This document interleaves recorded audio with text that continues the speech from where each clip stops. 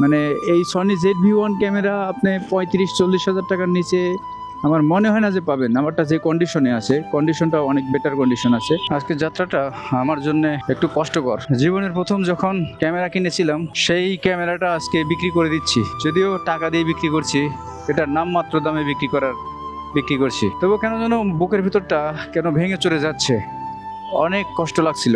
কারণ এই ক্যামেরাটা আমি যত কষ্টে কিনেছিলাম ঠিক সেই মুহূর্তের কথাটা এখন আমার মনে পড়ছে। কারণ সেই ক্যামেরাটা আমার অনেক অনেক অনেক বেশি কষ্টের টাকা দিয়ে কিনা ছিল, অনেক বেশি কষ্টের টাকা দিয়ে। বিশ্বাস করেন ভাই, এখন আমি ইচ্ছা করলে 10টা ক্যামেরা 20টা ক্যামেরা একসঙ্গে কিনতে পারি। আল্লাহ পাক সেই ক্ষমতাটা আমাকে দিয়েছেন এখন। বাট সেই একটা সময় ছিল যে টাইমটায় আমার মানে কোনো রকম সেভিংস বলতে কোনো কিছু ছিল না।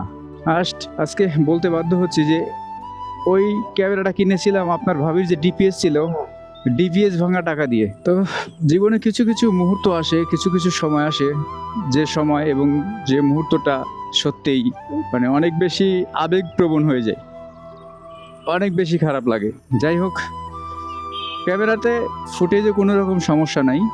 ক্যামেরার যেটুকু প্রবলেম আছে সেটা হচ্ছে ডিসপ্লেতে এক সাইডে একটু র্যাশ আছে, মানে হলুদ হলুদ দেখায়। বাট ফুটেজটা একবারে নিট অ্যান্ড ক্লিন। যে ভাই নিয়েছে মানে এই সনি ZV-1 ক্যামেরা আপনি 35-40 হাজার টাকার নিচে আমার মনে হয় না যে পাবেন। আমারটা যে কন্ডিশনে আছে, কন্ডিশনটা অনেক বেটার কন্ডিশন আছে। কারণ ওই উপর দিয়ে ভাই আপনার বডির রং মং উঠে গেছে, তার মানে যে জিনিসটা খারাপ, বিষয়টা এরকম না। রং মং ওঠার আর একটা রিজন হচ্ছে যে আমার পিছনে যে ব্যাগটা আছে সেই ব্যাগের ভিতরে আমি ক্যামেরাটা অল টাইম ঢুকাই, আর ব্যাগের ওই ঘষাঘষি লেগেই ওই রঙগুলো উঠে গেছে। ক্যামেরা ব্যবহার হয়নি বললে ভুল হবে, কারণ ক্যামেরা কিনেছি আমি ব্যবহার করার জন্য, মোটামুটি ভালো দিনই ব্যবহার করলাম। কিন্তু এর যে ফুটেজ আর এর যে স্টেবিলিটি, এই স্টেবিলিটি আর ফুটেজ আমার মনে হয় না যে অন্য কোনো ক্যামেরাতে পাওয়া যাবে। বিক্রি করে দিলাম কিশোরগঞ্জের কটিয়াদি একজন মানুষের কাছে। উনি হিন্দু ধর্ম অবলম্বী, বিজয় দেব রায় এরকমই ওনার একটা নাম। যাই হোক, আমার ওখানটা সেভ আছে। তো উনি মোবাইল নাম্বার দিয়েছে, মাত্র 500 টাকা আমাকে অ্যাডভান্স করেছে। আর আমরা মানুষকে হাজার হাজার টাকা অ্যাডভান্স করি এবং সেই টাকা মানুষ মেরেও দেয়। এই ধরনের চিন্তাভাবনা কোনোদিনও হলো না যে কারো 2 টাকা আমি খাবো। এই ধরনের চিন্তাভাবনা আমার মনের ভিতরের জন্য আল্লাহ পাক কোনোদিনও না আনে। বিগত দিনেও ছিল না, এখনও নাই, ভবিষ্যতেও আল্লাহ যেন না আনে। পরের 1 টাকাও যেন বেহালালভাবে আমার পকেটে না আসে এবং সেই টাকা যেন আমার পরিবারের মুখে না যায়। আল্লাহ পাকের কাছে আমি এতটুকুই কামনা করি। তো এই হচ্ছে মেইন রোডটা। আর শাহিন ভাই অলরেডি কল করেছিল, কারণ ওনাকে দিয়েই আমি কন্ডিশনটা করাবো দোকানের মেমো দিয়ে।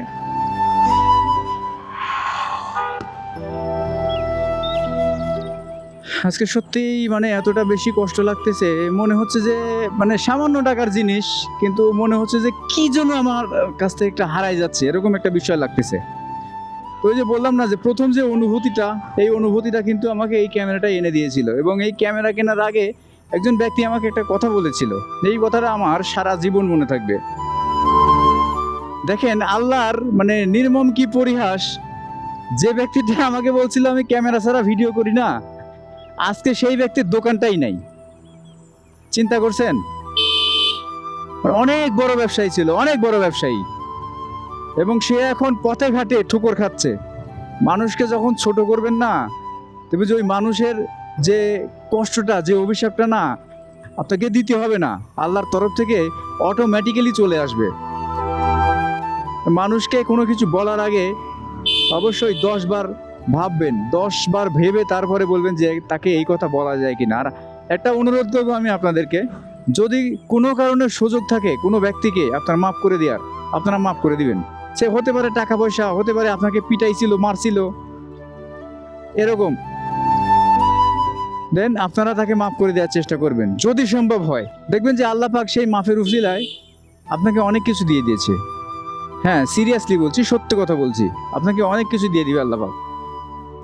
আর মহান আল্লাহ পাক উত্তম পরিকল্পনাকারী, তিনি এমন কিছু নাই যে পারেন না। এটা হচ্ছে টুলার বাগ। জাস্ট আজকে মানে যে কথাগুলো বলছি সত্যি মানে আমার এত পরিমাণ বেশি কষ্ট হচ্ছে, যে মানে ভালোবাসাটা যে কি জিনিস। যদিও আমার এই ক্যামেরাটা এখন প্রয়োজন নাই, কিন্তু তারপরেও কেন বারবার আমার মনে হচ্ছে যে আমি কেন বিক্রি করছি, এরকম একটা মানে ফিলিংস আসতেছে আমার। আবেগ দিয়ে আসলে জীবন চলে না তো, এই কারণেই আর কি আবেগের মূল্যটা সবাই দিতে জানে না। আমার কাছে যে ক্যামেরাটা ছিল, এটা যে ভালোবাসাটা, এই ভালোবাসাটা হয়তোবা আমার কাছ থেকে যে নিচে, এই ভালোবাসাটা সে নিতে পারবে না। সব কিছু টাকা দিয়ে পরিমাপ করা যায় না, টাকা দিয়ে আপনি কখনোই পরিমাপ করতে পারবেন না। আমি তো আপনাকে বললাই যে আমি এখন ইচ্ছা করলে 10টা ক্যামেরা কিনতে পারি, কিন্তু ওই একটা ক্যামেরার যে ভালোবাসা, সেই ভালোবাসাটা আমাকে সবসময় কাঁদাবে, সবসময় মনে করাবে। ওই যে বলে না যে জীবনে প্রথম প্রেম, প্রথম ভালোবাসা যখন আসে তাকে কখনো ভোলা যায় না, ঠিক তেমনি। হ্যাঁ, যাই হোক, অনেকক্ষণ বগর বগর করলাম, আপনারা শুনলেন।